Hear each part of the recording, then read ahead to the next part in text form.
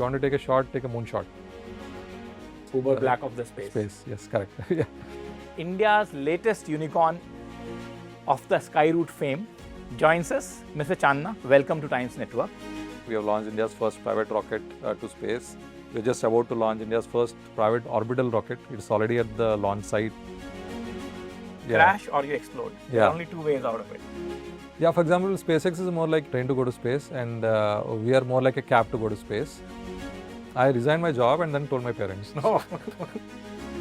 COVID hit, and then it made it worse, and then the priorities changed. Space travel should become as regular as air flight.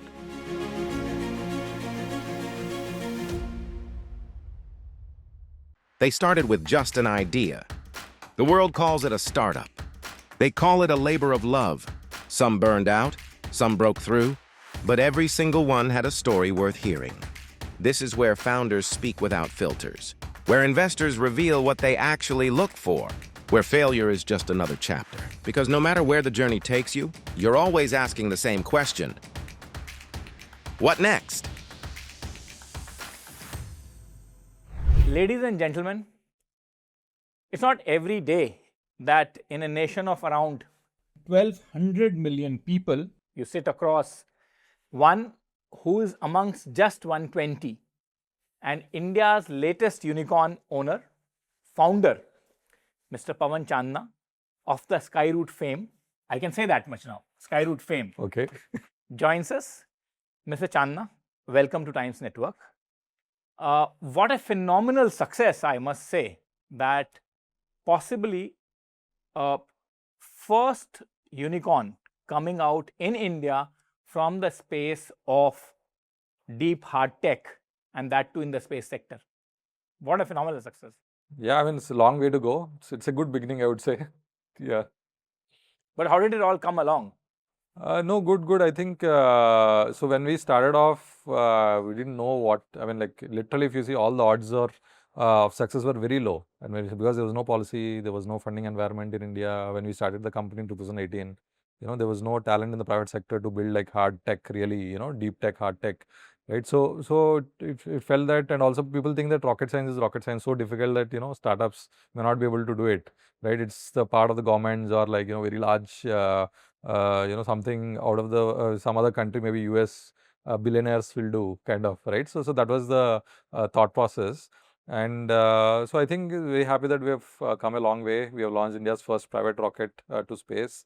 We're just about to launch India's first private orbital rocket. It's already at the launch site, the rocket, and it's going to take off in a few weeks now. So it's a very exciting journey, and I think really India has enabled us to do it. I would say like the ecosystem, the people, the government, the policies have opened up, everything. A lot of things happened in the last 7 years, which has enabled us to do our journey. And good that, though unicorn is more like a number which is exciting to media, but it's not exciting just to the media. It's to everybody, yeah, maybe, yeah. Unicorn is exciting for everyone. Yes. Valuation is exciting to the founders as well. Okay, yeah. But I'm sure it motivates you to do well. Yeah, no, but I don't take it to the head much, because more on the more on the mission. For us at Skyroot is to open space for all, and we're in the very early phase of it.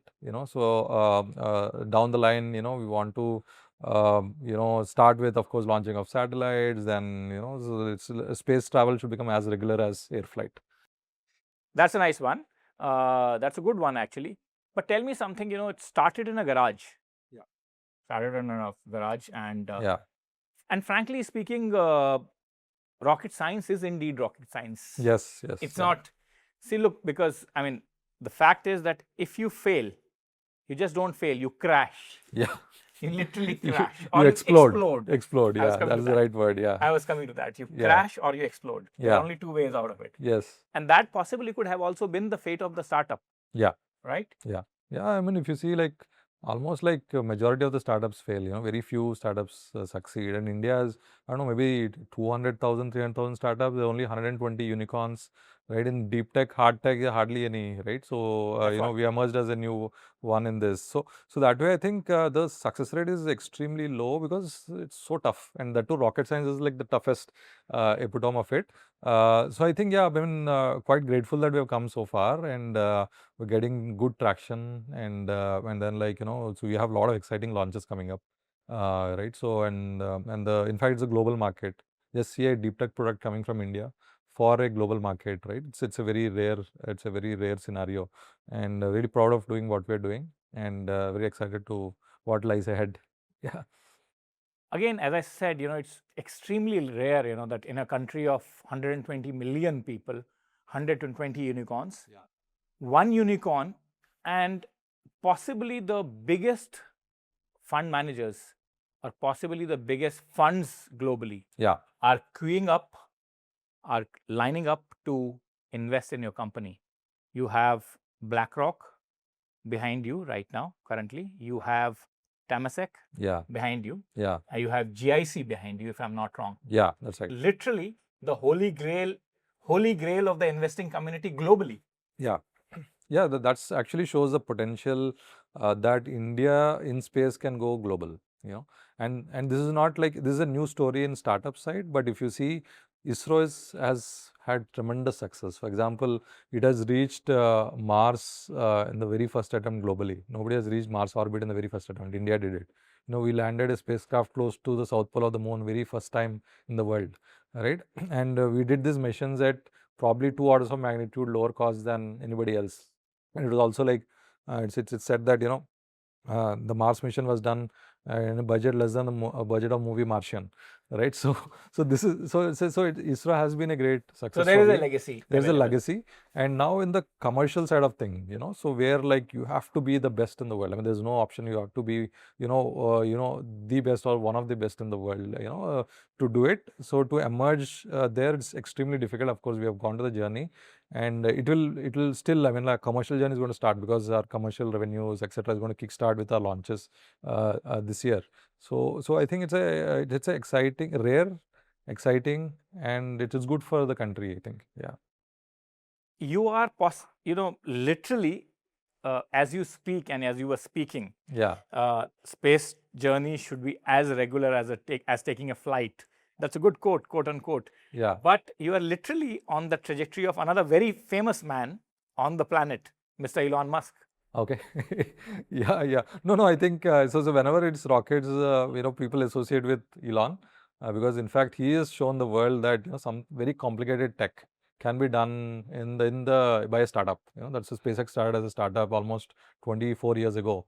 Now it's like it's having the largest ever IPO as we speak, right? It's a phenomenal and Mr. journey. Musk possibly would be the first trillionaire on the earth. On the earth, right? So I think so this shows that space is opened up space, I would say, because after SpaceX journey, a lot of governments opened up space because to private enterprise, a lot of investment started coming to space. So he has literally boosted, he gave that momentum to the space sector, thanks to him, and definitely, like, what we are doing is has also, like, from that journey that inspired a lot of things, like, in the, whether it is a policy, whether it's the opening up, whether it's investors, because they see that SpaceX can grow so big, that gives confidence to other investors also, like, to actually bet on something really hard tech which is unknown typically. Yeah.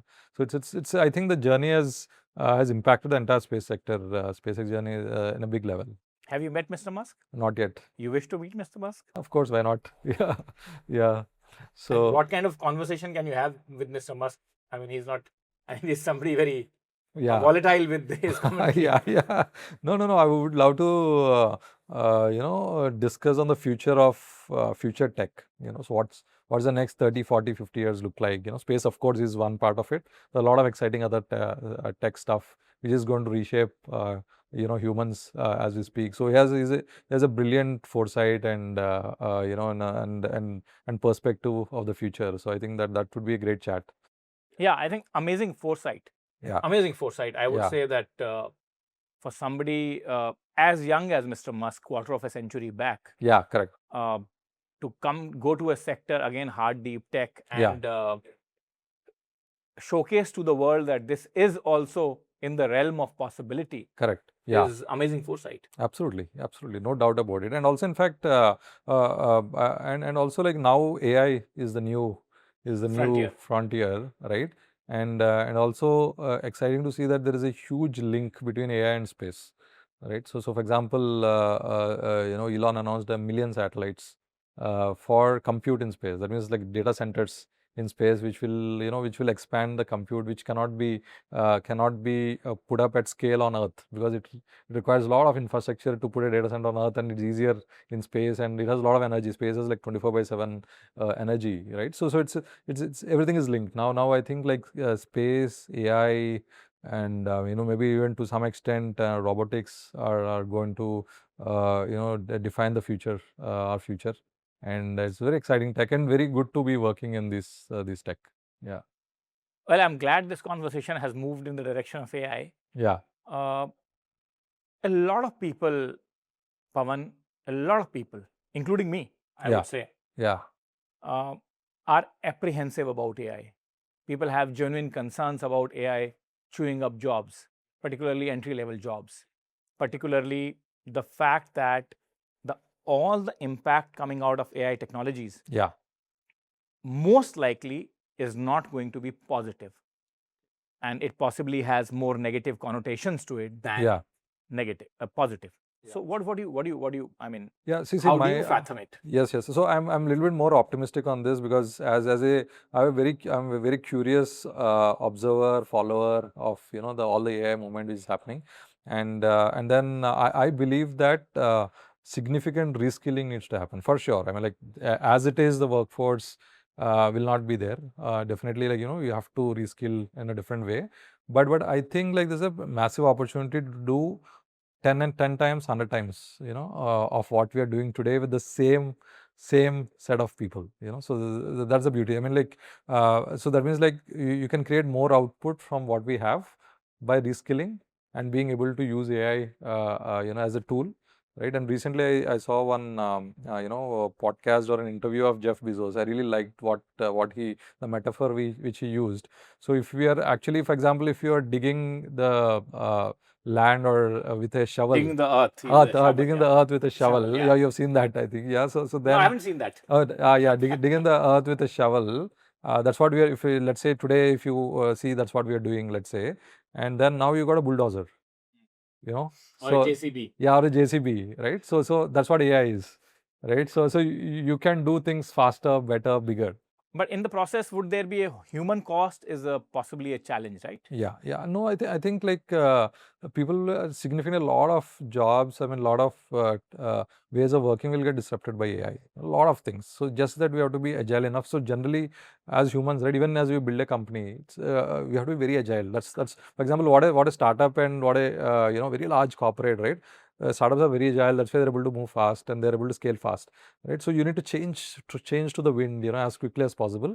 But humans are generally very slow, right? We change. That's what makes many companies challenging, right? Many companies die down because of they can't do the change. Same way, I think now it's at a humanity scale. This risk is there, where like a lot of things which we traditionally do will disappear, probably in weeks, some in months, some in years, for sure, right? So it's just like we have to move ourselves towards it, but I'm very sure as a whole community, our output is going to grow. I mean, GDP is going to grow bonkers going forward, because AI is going to revolutionize almost anything and everything going forward, and then you can create more output from what we have. And do you think the future of job itself is in peril? As jobs as we know them today, like a traditional 9-to-5 job that we know today, is it itself in peril? No, I think people should be still be hardworking for some time. Just that they'll be doing in a different way than what it was before. So it's just like now it's an adjusting time. Now you will see, like next 1 year a lot of adjustment will happen, and then but we evolve, like if we like, for example, COVID also we were have survived unprepared. by evolution. Yeah, we have survived by evolution. So I'm sure like we'll do better. That's why I think the positive outcome of it is that AI will be used as a good tool. But definitely there should be debate happening about like AI going out of control. So that's definitely a concern and debate. But using AI for the benefit of humans, for like, pushing the boundaries, and as an economy growing faster, is definitely going to happen, and we have to just restructure ourselves towards this. It's like, what I think, Anthropic CEO or somebody called it a tsunami, which we are not seeing. Job tsunami is coming, he said, Tsunami across. That's actually one podcast that I have watched part of it on Oh, is it? Ah, on yeah, The yeah. Economist, Yeah, yeah, the it's good. Anthropic CEO. Yeah, That's one yeah. podcast that I've watched. Okay. Part of it, actually, not fully. Okay. That brings me back. IIT, deep tech, Yeah. startups. Yeah. So I must confess Yeah. that I have a friend Yeah. with whom I have had, he's an IITian. Okay. He's IIT Delhi, if I'm Okay. not wrong, Yeah. and he's a senior cop right Okay. now, senior is it? civil servant. Okay. Okay. Yeah. So I've had a debate with him for a very, very long time Yeah. that, IITians have had the best of the world created by the state. Yeah. I will not call it largest because it's investment. It's the investment in future. Yeah. However, many of them actually took that largest or took that investment, let me put it like this, Yeah. and migrated to the greener shores, Absolutely. greener Yeah. pastures. Yeah. But some like you, and probably at a later stage in the IIT evolution also, Yeah. dug in the heels. Yeah. Yeah. You Yeah. dug in the heels, Yeah. and hence you have come up with a path-breaking, or I would say possibly history-making initiative and a history-making venture. So you think that entire paradigm shift is also happening in our tech institutions, etc., where instead of migrating, the best and the brightest are digging in and trying to build an ecosystem that was previously non-existent Yeah. in the country. Oh, definitely, yes. I think it's increasingly, in fact, at Skyroot, we see an increasing set of people wanting to come back. They have done like, great stuff in the US or Europe, and then they want to come back to India because opportunities are calling here, and then it's exciting, and home country is home country. And then like, I'm very sure like for per unit earning, India has a better quality of life for sure. I mean, like, so I think that way there's a lot of, I think, from brain drain to brain gain started, I think. And we are also early in that phase, like where, I decided I don't want to go abroad because I found India exciting. I mean, like a land of, I found it like, I thought it would be a great land of opportunity. And then like, it's really fine. That decision really helped me because we are what we are today because we are an Indian company building, unique stuff with Indian talent, with Indian tech, and with the Indian ecosystem and going global. Let's say it's a really, really exciting journey which only happens because we are from India. And because you are from India and building unique stuff, you said. So what unique stuff are you building? Like, I mean, in terms of your carbon technology rockets and cost-effective rockets, what are you building? Yeah. So see, firstly, actually building a rocket itself is unique because there are hardly any companies globally, who are regularly launching to orbit. So very lower single-digit number of building and then launching to rockets. Launching rockets to orbit. Those are all government businesses. Generally. No. Like private companies are like a lower single-digit in the world, like SpaceX. There are a few other. I mean, principally the government. Government also, they'll have like few rockets, few launches happening, right? So it's if you see like the very few, in the private sector, very few people doing it, and private sector is the majority of the launches today. Yeah, because I think like mostly it's driven by commercial applications and mostly by communications and so several commercial applications, and it's highly driven by private today. And just launching a rocket to orbit itself is very unique, number one. And among that, we are I would say unique in a way that we're building a full carbon composite rocket. Like it's built with carbon fiber composite. It's like the lightest. From the regular steel, it's 20 times lighter. And what is a carbon composite rocket? Let's say try and explain it to a common ordinary listener or a viewer. What is a carbon composite? So just think about like a strands of hair of carbon, made of carbon, right? And they have so much strength, and but they are like threads. But when you put them with a resin, and then there's a chemical process when you do it, it becomes so hard. It becomes stronger than far stronger than steel and so light. So that's the beauty of the technology. And then it is like aerospace. We are pushing the limits of carbon fiber wherever we see. For example, many of the new flights, Airbus, A350, and even the Boeing 777 and all that. A good portion of it is carbon composite now. So it's like it's changing our lives today. Because it's efficient, lighter, especially whenever you launch a rocket. Lighter is better. So that is one thing. In fact, we are building India's first all carbon fiber rockets. India's first. India's first in the space sector. We are doing it, and then we already launched Vikram. There's also again all carbon fiber rocket which we launched in 2022. Already did it was a successful flight. And then in the world also, very few people doing it, and so that is one thing unique. And then we are using rocket engines. We're building using 3D printing. So once upon a time, it used to take like hundreds and thousands of parts to be welded, shaped, formed using conventional manufacturing. And then after several initial first engine will take like a few years, and then you go and then test fire the engine, and then if any change you have to do again, right? So so this whole cycle has gone. And with 3D printing, you can build an engine in few days. Everything printed within that with metal, really strong metal, high temperature metal. You can actually build rocket engines in few days. So from from several months to just a few days is what the cycle time of prediction. There is another tech which we are using widely, and several other things, so everything we are building as much as uniquely as possible. Electronics, we are miniaturizing it, So overall, we are building more efficient rockets. And then Vikram 2, which is our next rocket. What is this obsession with the name Vikram? Yeah, everybody said that it's Vikram Sarabhai, is it? Yeah, of course. Yes. So in fact, is it a childhood hero for you? Definitely, yeah. Not childhood hero, I would say, but like after joining ISRO. Okay. Yeah, so heard of Vikram Sarabhai, but like after joining ISRO, I worked in Vikram Sarabhai Space Center. Okay. Right. So that was your workplace. Yes, and also worked at a place called Tumba. I used to work several days there, and that is the genesis of the India space program. It's a small fishing village in Kerala where Dr. Vikram Sarabhai started launching the first rockets of India. Because it's very close to the magnetic equator, so it is good for scientific experiments. And then used to launch from there. Trajectory is fine from there. Yes, fine from there. You can study like atmospheric events, like which is good with small rockets. And then and then he started as a like a garage. Their garage was a church. Okay. A small church there where the initial scientists started. So I was really deeply inspired by that journey.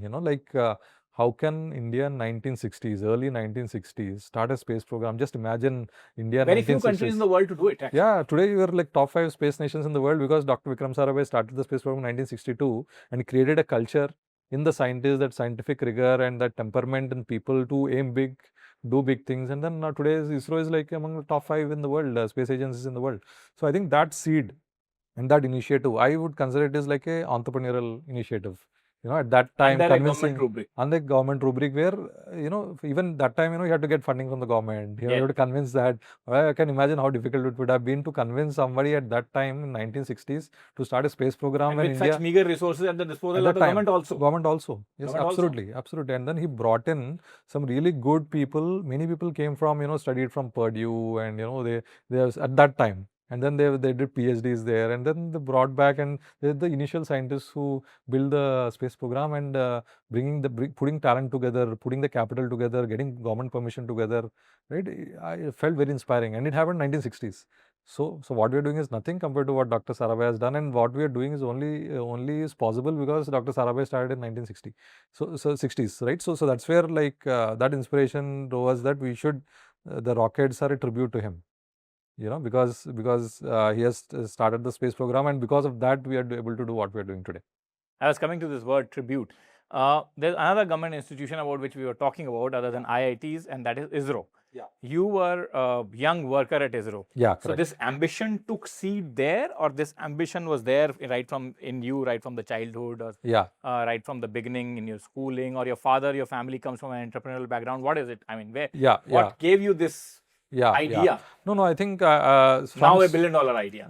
Yeah. So now from the school days, I always wanted to start a company. From the school days. So I had this entrepreneurial ambitions because I really liked entrepreneurs. I felt like they create employment, they create a lot of impact to the society. They create wealth. Yeah, they create wealth and they create infrastructure. It's very, very important. So I think I found it deeply inspiring that what they do, entrepreneurs do. And I thought probably I had an ambition to start it, but I thought like probably in school days, I thought you need so much money to even start something. Then I entered IIT. Then everybody wanted to start companies. At that time, it's like a start of the startup revolution in India. Yeah, so that was the change time. That was a change time where I realized that, okay, an idea is enough to build a company. So that whatever ambition really became concrete that you can actually start a company. And at a point of time, I didn't, even while passing out of IIT, I thought I will not sit for placements, I will start some company. But I thought like, what will I start? I didn't really get a really some good, anything exciting for me. And for me, like space was super exciting, rockets were exciting, and ISRO came to campus luckily. And then applied, I got into ISRO, and then like, the journey started at ISRO. I was really super excited with the tech at ISRO to a level that I wanted to retire at ISRO. And then like, but this entrepreneurial ambition and then the passion for rockets, both together probably made me get that idea that why don't you start a rocket company? And one fine day, it's like a lightning strike. I got an idea that When? like, yeah, I mean like that lightning strike happened when? Yeah, so it happened like before it started the company, if sometime Around before 2018. yeah, around that time. And then How long were you in job? I was in 6 years there. So did they allow you to quit easily? Yeah, I mean, like, see, there's no too much restriction in the government in general, so, because nobody quits a government job. So it's very rarely it You happens. must be the- It gets a lot of attention, but yeah, but it's very rarely done. And most people who join ISRO retire at ISRO, Yeah, like how yeah, I was thinking, right? So that way, I think it just happened. It just happened, and thanks to the entrepreneurial ambitions from childhood and then IIT giving that reinforcement that it can be done. So with that, I was ready for all risking everything. I was ready for risking like anything. Even if I don't risk capital, I'll survive with whatever like savings I have. I thought like policy may take 10 years. I will wait for 10 years. We'll do something. So I was all in. And because I found that this is very important for the country, it's very important for, it's a very important company for India, for the globe as well. And then it needs that kind of that risk taking ability, appetite, and then of What course was the inspired reaction of by. your family? I mean, your wife, your children. I was not married when I started. Okay. So I was 27 years old that time. So I was not yet married. So only. Parents? Yeah, so parents, in fact, what I did is I resigned my job and then told my parents. No. So you didn't tell them before. No, I've been telling them that I want to start a company, but they didn't take much seriously. Maybe he'll say may or may not, right? But then then once I quit my job, then I told them. So were they angry? Not angry, but they were shocked. Kya ho raha hai? And but then like because my dad was also once upon a time was an entrepreneur. And he started he's a civil engineer. He started like the first civil engineering consultancy of the town which he was in, and then like build some hospitals and all that. Then he got a government job and shifted there because of the safety net of a government job. I did the reverse, so You quit the safety net. Quit the safety net and started this. And yeah, so they're not.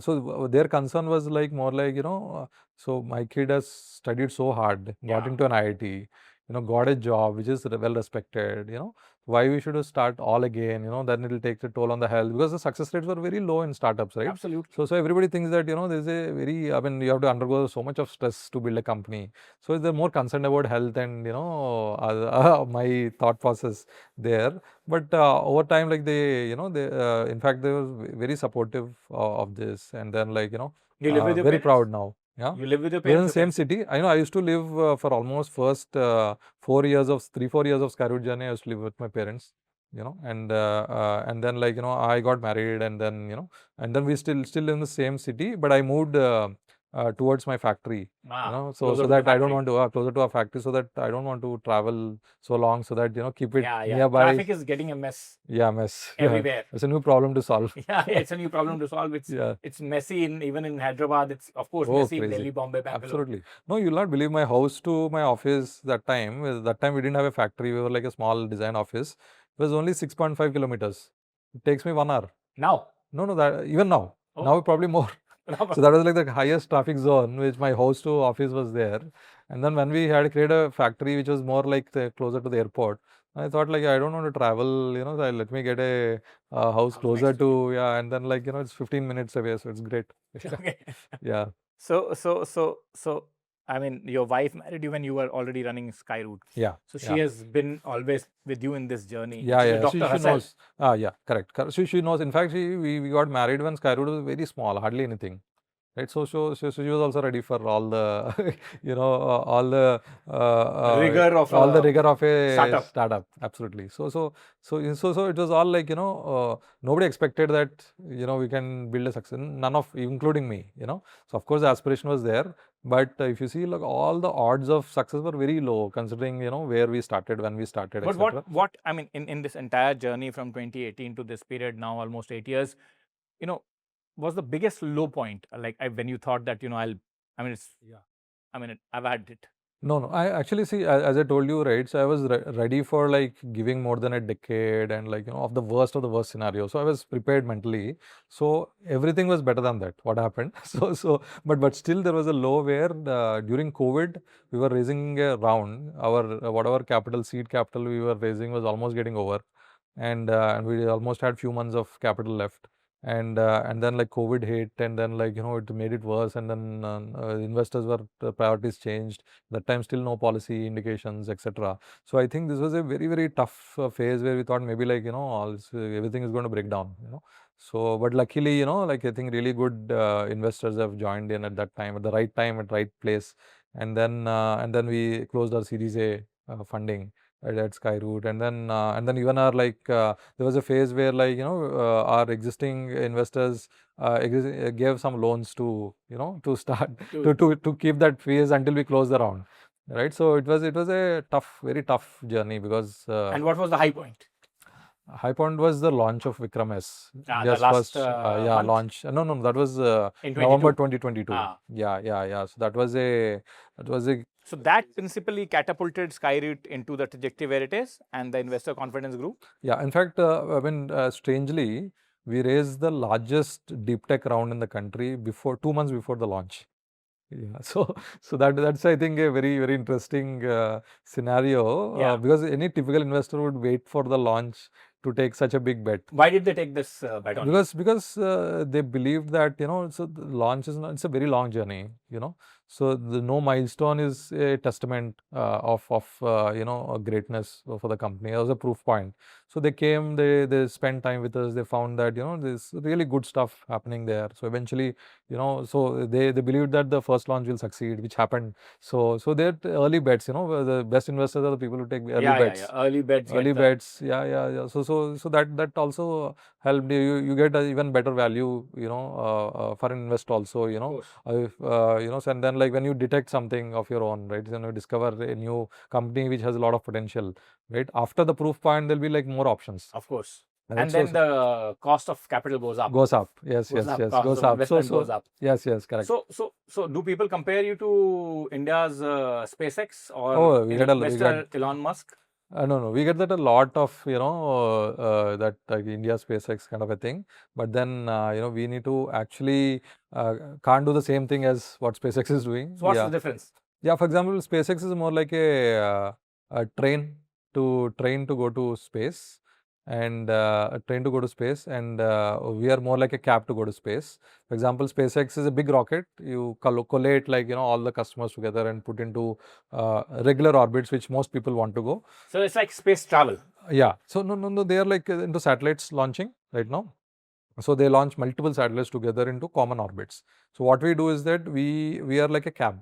If you want to go to a specific location in space, instead of booking a train, you book a cab. Like, for example, if you want to go to your friend's place, you book a cab. You don't book a train. So you are like different markets. Yeah. You're a different market. So that is more sort of a mass market. Ours is more like a niche market. More like a niche. Yeah, that's the starting today, and of course we'll grow to wider markets you are like as we go. Uber Black of the. Yes, we are like the Uber to go to space. Uber Black of the space. Space. Yes, correct. Yeah. So, but do you get often compared to SpaceX? Oh, definitely, yeah. Because, see, anything rockets get compared to SpaceX or Elon. So this is a very common thing, because the impact of that has been so high. Yeah. So you like the comparison? Not really, because, see, I mean, they had a different journey, and we have a different journey, right? Because, for example, so as I told, our product offering is different, theirs is different. We started at a different time. It possibly would be much easier, I would assume, that for a tech company to raise money, or for a tech company to, sort of position itself Yeah. in the United States of America compared to India, right? Correct. So if you see, like, Elon has invested $100 million of his own money in starting the company.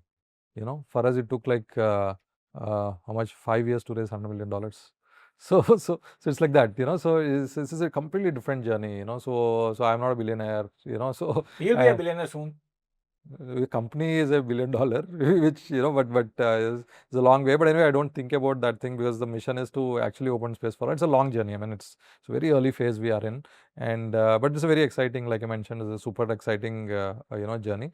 And yeah, so it's a completely different paths. And we started in 2018. By the time space is already 16 years old, right? So we are charting our own path in the time which we started. So we are so it's a long way to go. It's a different journey, but I think SpaceX like inspired the whole space sector in general, right? So everybody has an influence of SpaceX to some extent. And you think that the technology that is coming up both in the rocket sector and obviously upgradation of technology, Yeah. or the or the use of the technology like you are making, Yeah. that is only going to intensify and make space something of a, like, space today is completely beyond even the comprehension of educated also. Forget about the common man. Even the educated, Yeah. it's not a common rigor or common word in their everyday lexicon, everyday dictionary. Yeah. Is it going to change? Absolutely. Like I mentioned, the dream is to make space flight as regular as air flight. Yes. So today we are nothing close to that. So just imagine we're sitting on a rocket and safely traveling to space. But is it realistic? Definitely realistic. Absolutely. It's going to happen. That's what our quest is. And then, like, it takes time to evolution. For example, if you see 1903, the first aircrafts took the Wright brothers took those first rides. Yes. Now you have hundreds of thousands of flights every day, right? So it took like that 123 years, to get there. And space has just started recent. Space, the first satellite of the first rocket which launched the satellite launch happened in 1957. So it's like a much smaller, like still 70 odd years industry, right? So you still have like a long path to go. Possibly the technology that is needed to go into space or traverse the space is of a much higher intensity or degree compared to even a flight. Yes. Oh, definitely. Of course, it's a much complex thing, but it's not against physics. So it's like, it's possible, totally possible, because I am from the industry with this tech for a long time. So I'm fairly, it will just take time for iteration, time for more and more polishing. But it's within the physics to beat Earth's gravity, and then on a regular basis break this, what you call, is a chains of gravity, and then become a spacefaring civilization in a very big way. This is definitely going to happen in the next 2 decades. Physics, since you talk subject science, let me take you back to IITs. Yeah. IITs expansion has happened. Yeah. From the initial 5, now there are many more. Sure. Yeah. But somehow the newer IITs Yeah. have not been able to make a mark.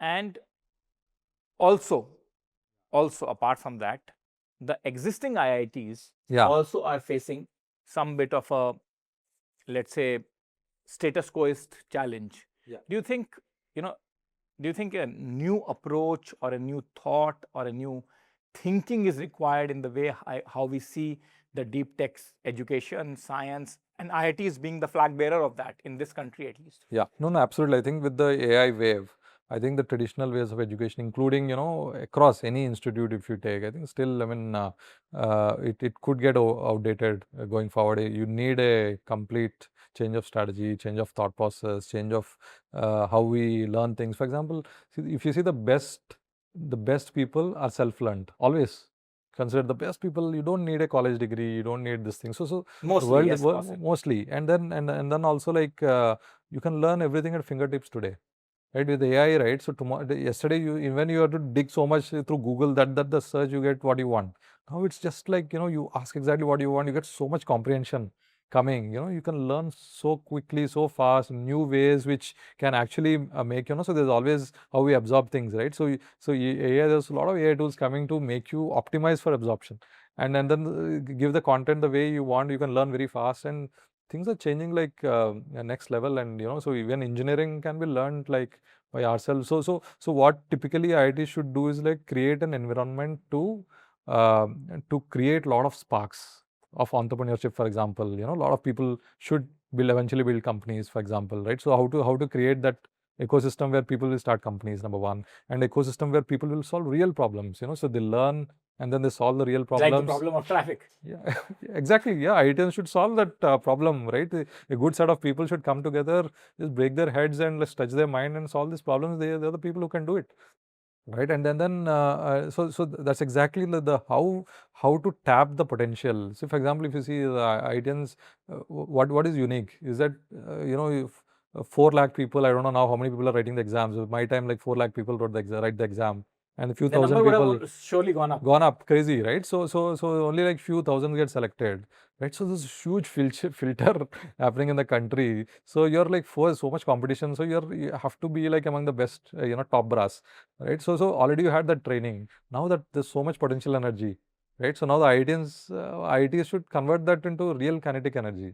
So I think that's a probably need a shift not only in IITs. I mean, any whole education system. I think we need to I talk create. about IITs because, as I said, IITs are the flag bearer in this country, at least, of the technology, of science, and even to an extent, the higher education. Correct. Because other than the IITs in this country, the most recognized brand possibly is IIM. Correct. So these are the two brands that are globally recognized, and once they are on a CV, it automatically finds global recognition. Absolutely. That is why I say that, do you think that IITs today also are in a sort of a throes of a very challenging atmosphere, and they need to, as an institution, quickly evolve to face the newer set of challenges? No doubt, So I think it should evolve, and then in fact, like this year we have been like we've hired like a really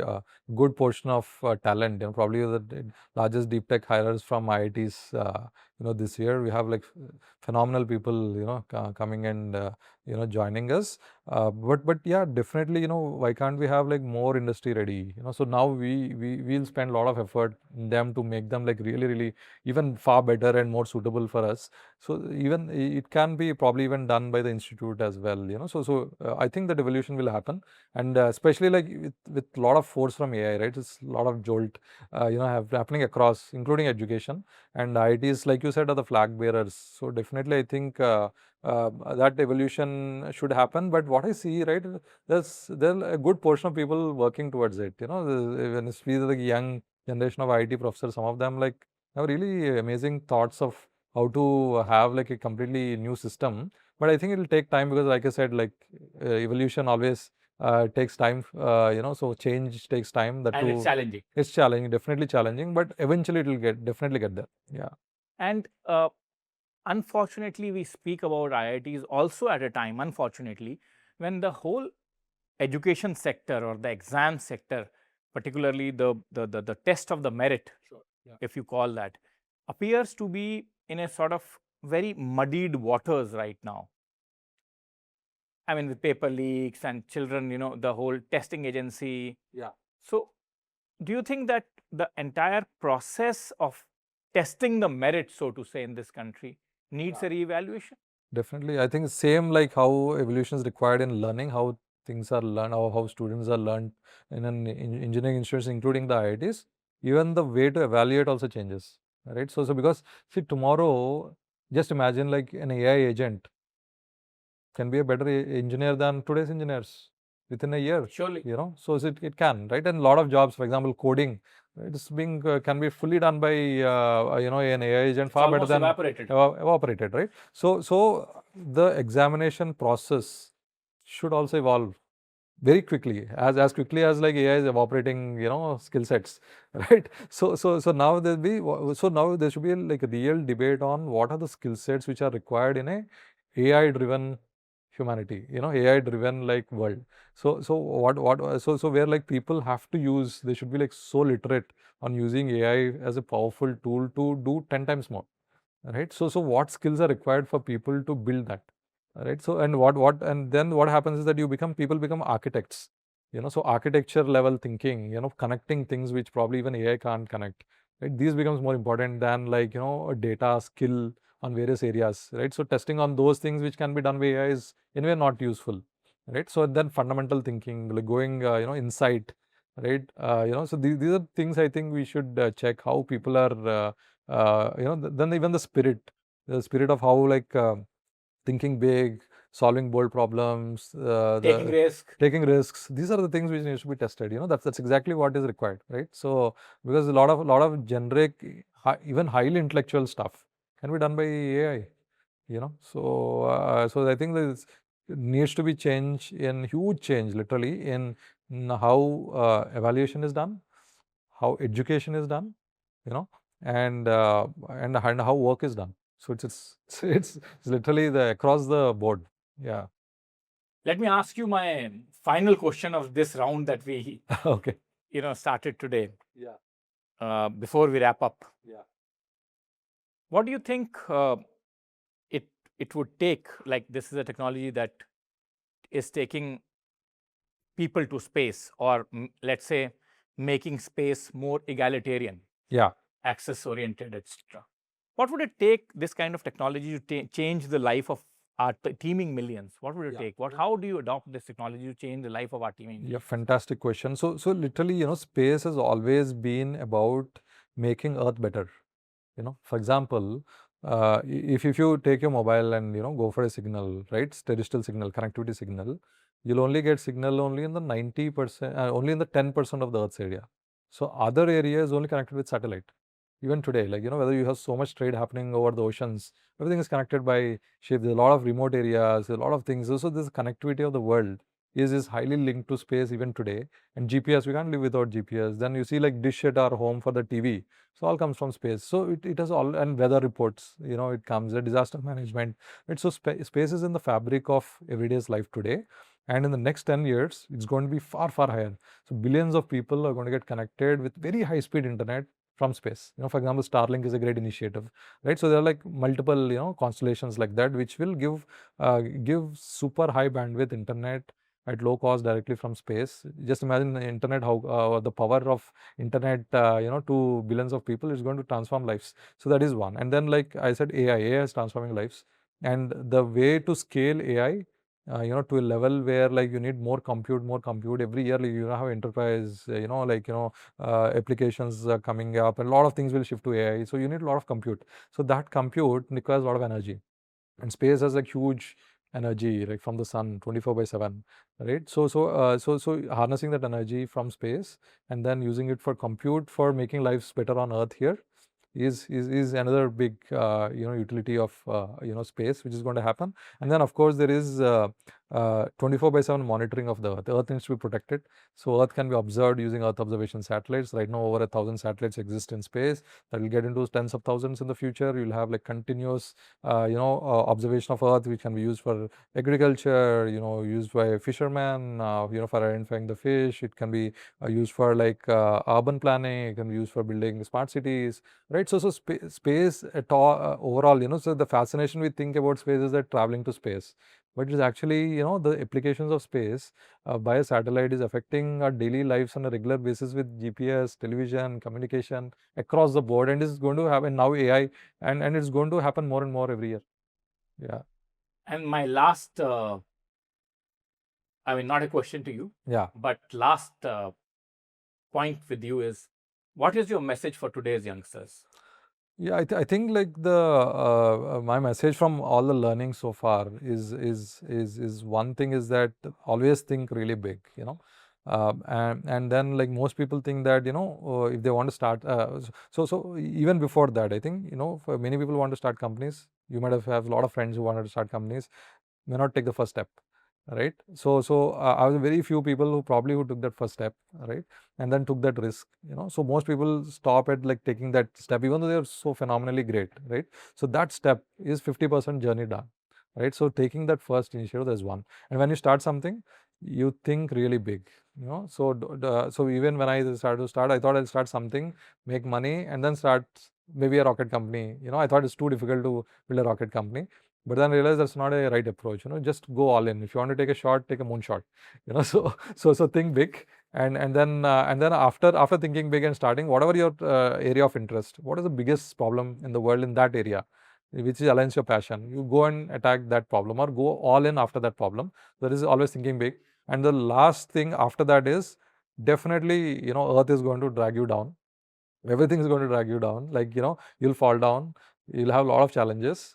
So get up and persist, keep persisting. That's it. I think these three things, if it is done, I think, you know, phenomenal impact it can create in society. And a lot of, it's basically taps the potential of all of us, which is already exists. Yeah. Pawan, thank you very much for sparing your time.